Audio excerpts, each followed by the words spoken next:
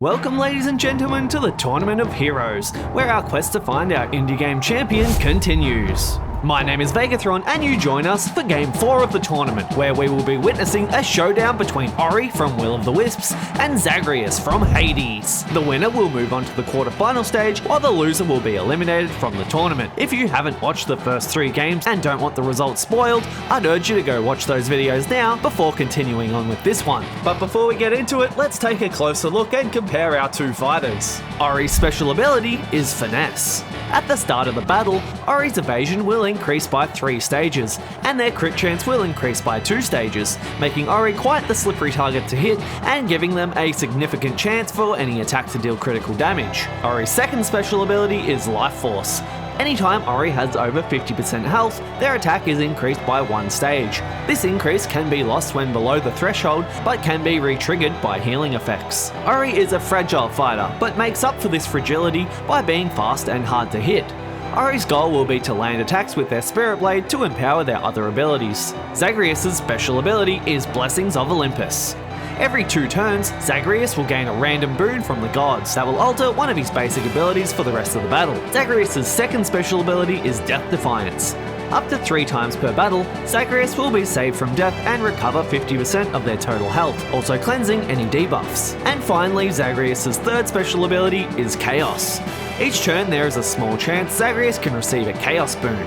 This boon starts out with a negative effect and will be transformed into a positive one after a set amount of turns. Similar to other roguelike characters in the tournament, Zagreus builds power over time by gaining random boons, although he does start off at a respectable power level to begin with and is surprisingly resilient with his Death Defiances, making him a formidable brawler. And now, with the introductions over, it's time to get Game 4 of the tournament underway.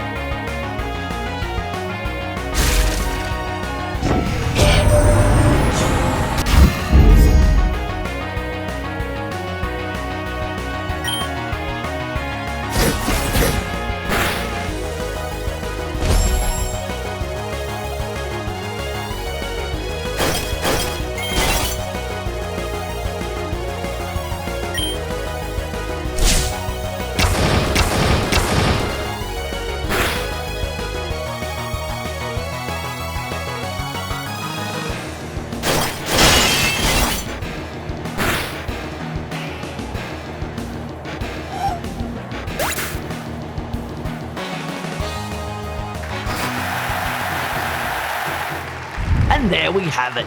Zagreus pulls out the victory and moves ahead to the quarterfinals, where he'll be facing the Terrarian.